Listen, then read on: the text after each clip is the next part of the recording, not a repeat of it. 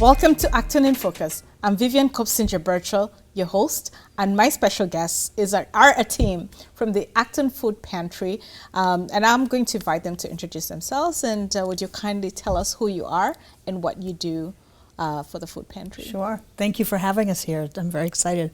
I'm Lisa Gordon. I'm the Executive Director of the Acton Food Pantry. I'm Kim McCosker. I'm a volunteer at the Food Pantry, and I'm also co-chairing the Chef Challenge. And I'm Eric Brown, and I am co-chairing the Chef Challenge as well. And of course, you know, we've heard two people mention the Chef Challenge, and that's why we're doing this interview today. But before we get into that, you know, just would like our viewers to kind of hear from you why the Food Pantry is important to our community and what role it's playing. If you could kindly tell us, you know, what you see, the trends, and how we can really support you. Yes, so the Food Pantry serves anybody who is experiencing food insecurity within Acton, Littleton, Boxborough, all our surrounding neighborhoods, and we're open to anybody. During the pandemic, we opened our doors and said, if you are in need, we are here for you. We switched from a in-person model to a drive-through model so that people would feel that they could come to us safely. And we are also a food choice pantry, which means that when you come to us, we work very hard. We strive to make sure that you are getting the foods that you want and that you will use. So we are conscious of food waste, and we are also conscious of trying to provide healthy, nutritious food and making sure we have a great selection. Just last month in March, we gave out over 52,000 pounds of food.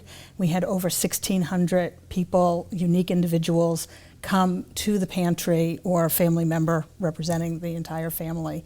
And so I think that we fill a really important need, both for the community. We offer great volunteer opportunities, but then also for people who are experiencing food insecurity and need some help during that time.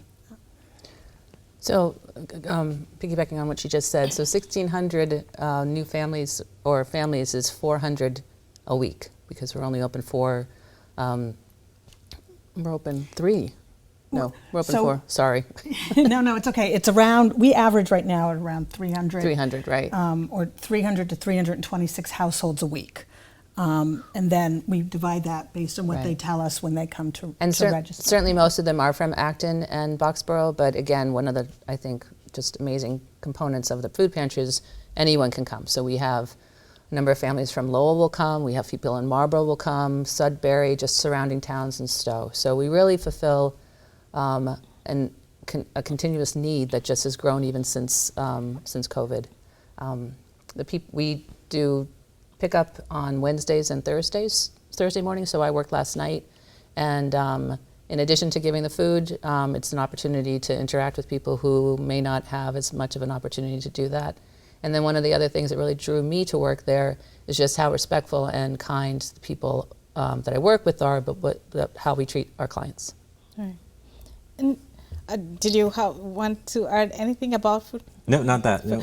Right. Well, Eric, you're here because of, you know, there is a challenge being planned, and I think June 11th. Could you tell us a little bit about that challenge? Yeah, it's really an exciting event. So this will be my second time participating in it. And one of the things I love is it really brings the community together in a couple different ways, right? It's the local restaurants or food businesses that get to be a little creative and take not necessarily a night off, but they get to change what that night is like. So it's not them in the kitchen necessarily, it's them out in the public connecting with either current customers or potentially attracting new customers to their food. So what we allow them to do is choose from a list of top pantry food items that clients get, and they have to pick a number of those to enter a tasting portion of an entree into the event. And so they get rated by the public and also by a judge, and they get to be rated on things like presentation, creativity, use of pantry ingredients. So it's really a fun activity where they get to show their creativity but also connect with the community in a way that allows us to also raise money for the pantry. And just out of curiosity, what are some of those items from the Food Pantry that are usually given to clients? Yeah, I mean, I think you guys can probably speak to what they are, but they're not strange items, right? They're just everyday food items, from chicken to shelf-stable milk, right? It's just things that people would, pasta, something that they would be able to make a meal out of and feed themselves or their families, right? Yeah, so there's canned products, depending on what we have. There's fresh produce, which is always very popular. There's frozen meats that they can choose from, and then dairy. And how does the Acton Food Pantry get these items? So we work very closely with the Greater Boston Food Bank, which services, I would say, all the food pantries in the local area. They're an incredible organization, and they source food so that we're able to purchase food from them at a discounted price. But then we also order food that they get for free, so USDA items that we order and they deliver. We also, though, we pride ourselves in offering fresh milk, eggs, and bread every month. So we are not always able to source that through the Greater Boston Food Bank. And so sometimes we have to go out and purchase those items. Every month we make purchases. We try to get food, culturally appropriate food for clients that we know need something different. We're working on building that program.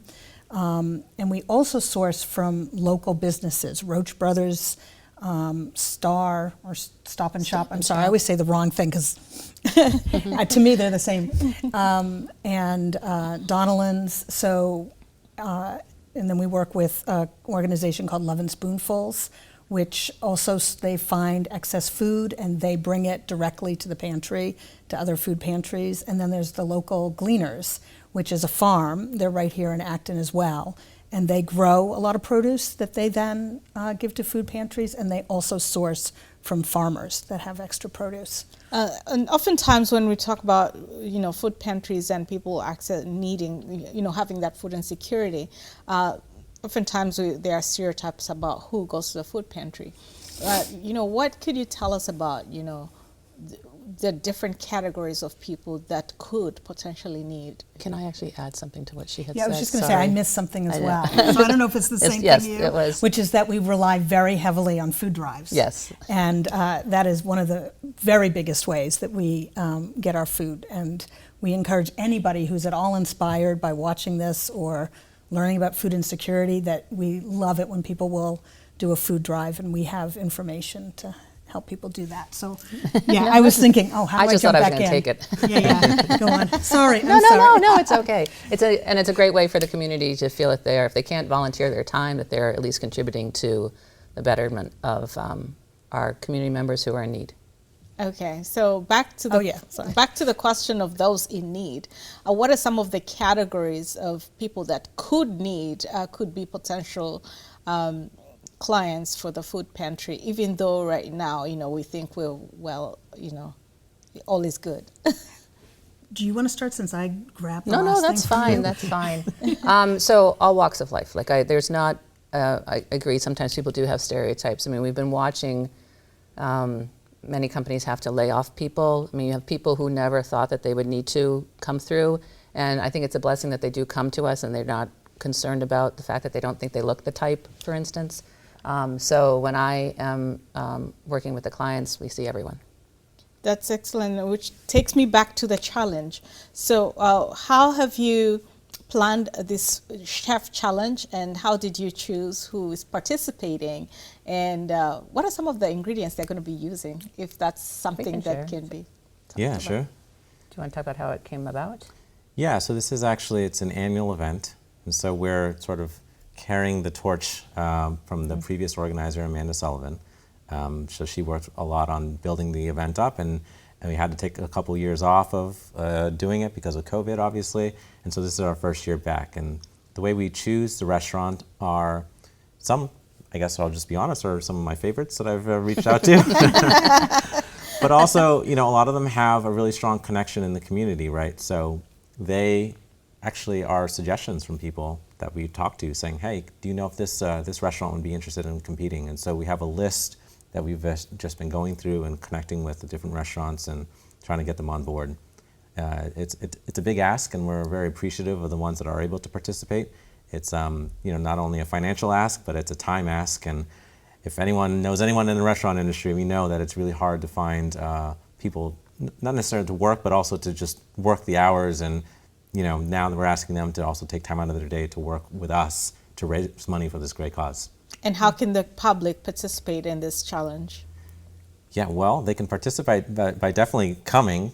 Okay. You can get your tickets at chefchallenge.org. And if they're not able to come, we're still able to accept donations as well. So they're able to participate in that way.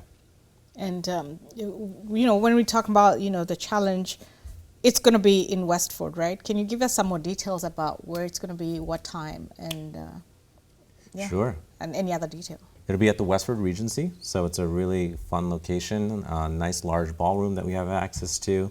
If you want to talk about the pre-event, that might be a little bit fun to talk about. Sure, yeah. So in Chef Challenge past, they would do a pre-event where they would showcase local cider, local beer, local wines, and so we are continuing that tradition, and we'll have that in the foyer area before for the first hour, and then the main event starts in the ballroom.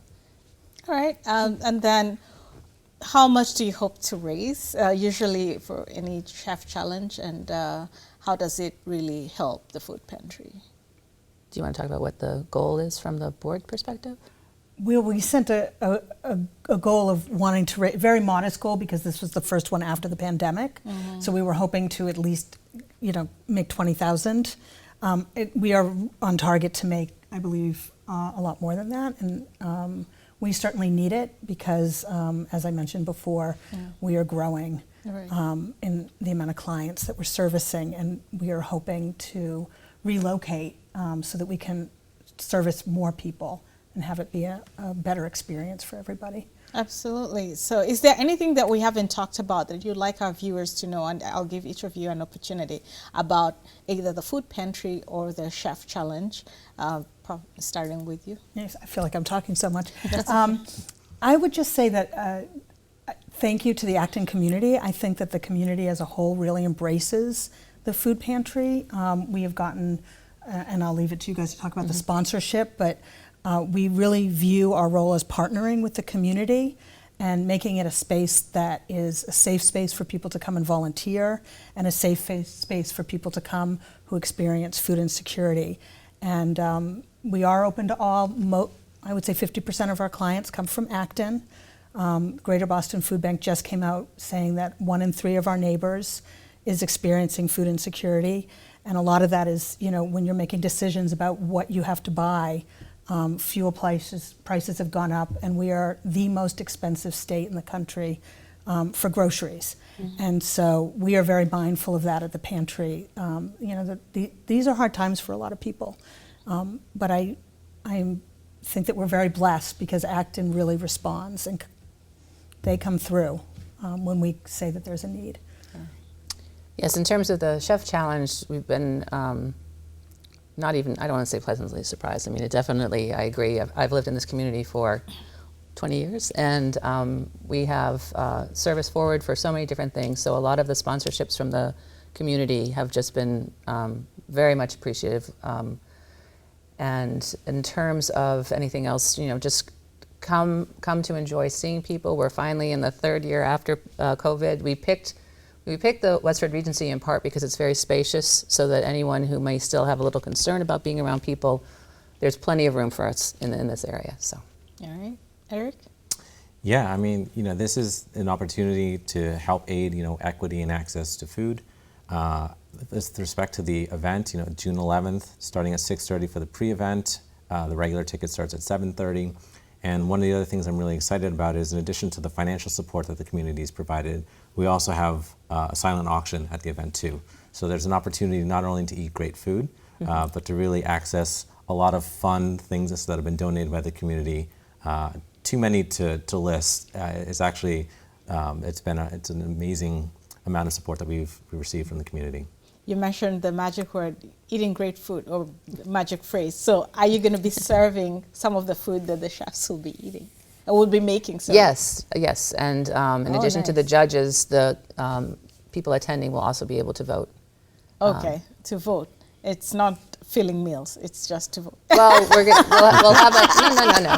It's a tasting, but there's like 6 tastings, so it should Yeah, be it should be filling. And dessert provided afterwards too by Yes. generous sponsors. So there's an opportunity to eat a lot too. And They here's- said food brings people together. So. Absolutely. Oh, yes. No, and this will be a great. Did I cut you short? No. Yeah. So, and this is a great opportunity for, I think, the community to be brought together to help and support the Acton Food Pantry. To our viewers, if you can in any way, please support the Acton Food Pantry, because food insecurity is something that can affect anybody, anytime, because living circumstances change in just a flip of a coin. So, and with that, I'd like to say thank you for all the work that you do at the Acton Food Pantry with the Chef Challenge.